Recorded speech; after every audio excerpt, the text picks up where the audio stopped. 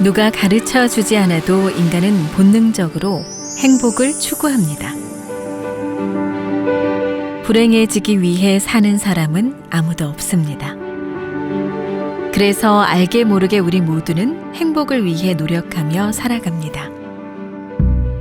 그런데 현실은 어떻습니까? 행복해지기가 정말 어려운 세상입니다. 요즘 우리 대한민국을 삼불 시대에 있다고 말하는 사람들이 많습니다. 돈을 의미하는 삼불이 아닙니다. 불신, 불만, 불안, 이 세 가지에 대한 삼불입니다. 1960년대 배고픈 헝그리 사회로부터 산업화와 민주화를 이룬 기적의 나라. 그러나 배고픔을 벗어난 대한민국은 더 행복해진 것이 아니라 성난 앵그리 사회가 돼버렸습니다. 반면 동남아시아의 작은 나라 부탄은 1인당 국민소득이 우리 돈 220만 원 정도에 불과하지만 100명 중 97명이 행복하다고 생각합니다. 이것은 돈이 행복의 절대적 기준은 결코 아님을 말해주는 것인데요. 그렇다고 해서 사람들이 부탄이란 나라에 가서 살고 싶다고 하지는 않습니다. 그렇다면 우리는 행복을 어디에서 찾을 수 있을까요? 노벨 문학 수상작가 헤르만 헤세가 쓴 소설 시타르타. 이 소설은 불교 창시자인 시타르타가 부귀영화를 버리고 고행 속에 깨달음을 얻는 순간까지를 세밀히 그렸는데요. 소설을 보면 시타르타는 오랜 시간 이어오던 수행을 어느 순간 돌연 멈추고 세상으로 흘러갔다가 엄청난 추락을 맛보고 번민과 갈등을 하다가 결국 모든 것을 물 흐르듯 내려놓음으로써 깨달음의 꽃을 피우게 되는데요. 현대 과학 문명의 풍요를 누리는 오늘날, 우리는 과연 사회적으로 연관된 수많은 것들을 내려놓고 시타르타처럼 수행을 할 수 있는지, 그리고 그렇게 하면 진정한 행복이나 깨달음의 길로 갈 수 있는 것인지. 예수 그리스도 십자가 부활 이후 신실한 믿음으로 거듭나 전 생애를 예수 증거에 몸바쳤던 사도 바울. 그런 그도 깨달은 자로서의 길이 얼마나 어려웠던지, 내 속 사람으로는 하나님의 법을 즐거워하되 내 지체 속에서 한 다른 법이 내 마음의 법과 싸워 내 지체 속에 있는 죄의 법 아래로 나를 사로잡아 오는 것을 보는도다. 오호라, 나는 곤고한 사람이로다 라며 내면에서 갈등하는 자신을 보고 무척 괴로워했습니다. 저명한 한 정신의학자는 행복에 대해서 즐거움과 의미가 공존하는 포괄적 감정 상태라고 말하면서 행복해지려면 자신 안의 강점을 발전시켜야 한다고 강조했는데요. 그렇게 하면 진정한 행복은 정말 얻어질 수 있는 것일까요? 그러나 사도 바울이 말한 하나님의 법과 죄의 법이 한 마음 안에서 동시에 존재하고 작용한다면 우리의 번민과 갈등은 태생적인 어떤 필연이 되고 불가피한 것이 되고 말 것입니다. 하지만 어떤 존재도 지향하는 목적이 완전 상반된 것을 동시에 가지고 그 내부에서 갈등하고 반목하는 상태에 있는 것은 하나도 없습니다. 오직 인간만이 이러한 모순성을 가지고 있는데요. 이것이 만약 인간 본래의 어떤 천성이라면 선한 마음과 악한 마음의 갈등은 필연적인 것이 되고 세상의 선악 대결도 당연한 것이 될 수밖에 없을 것입니다.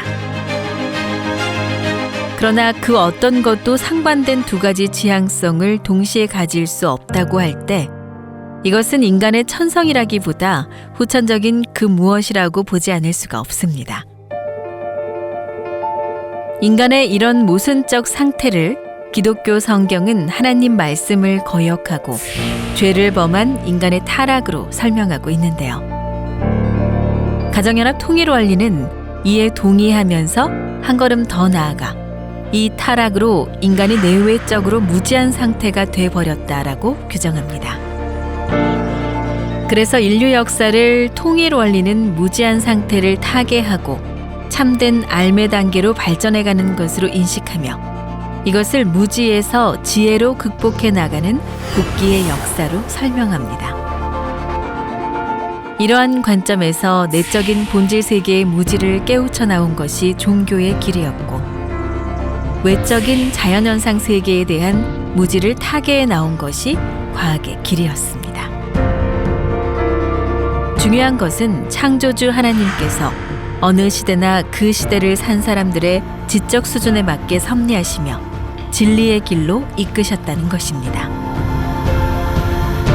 성경을 근거로 예를 들면 문자가 없던 아브라함 시대까지는 비둘기, 양, 소 같은 짐승을 제물로 바치도록 하며 하나님은 낮은 수준에서 인간을 이끄셨고 모세 때는 율법, 10계명을 석판에 새겨주시며 이스라엘 민족을 인도했습니다.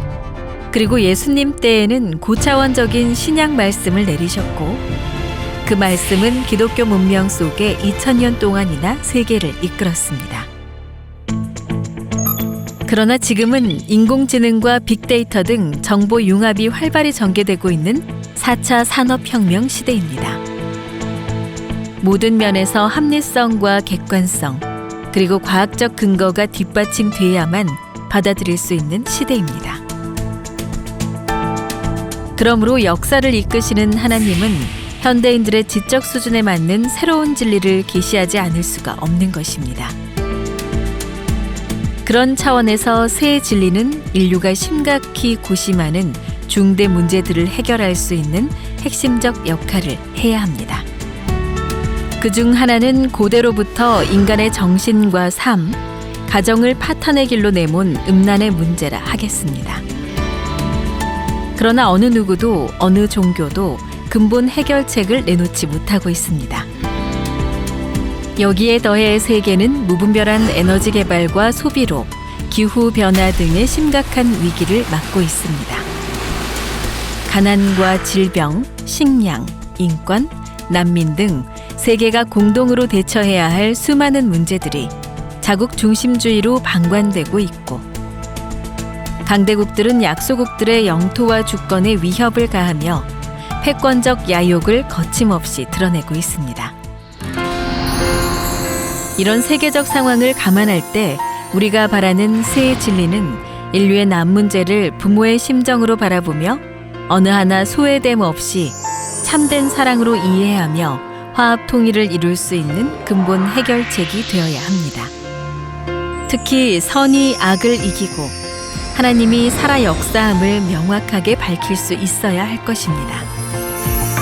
이런 견지에서 일찍이 하나님께서는 새 시대가 요청하고 80억 인류가 간절히 염원하는 자유와 평화, 통일과 행복을 위한 이 통일 원리는 어느 한 종단의 교리가 결코 아닙니다.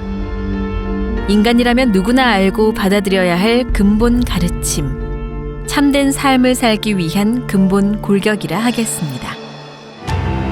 버려야 얻을 수 있고 비워야 채울 수 있다는 말이 있습니다.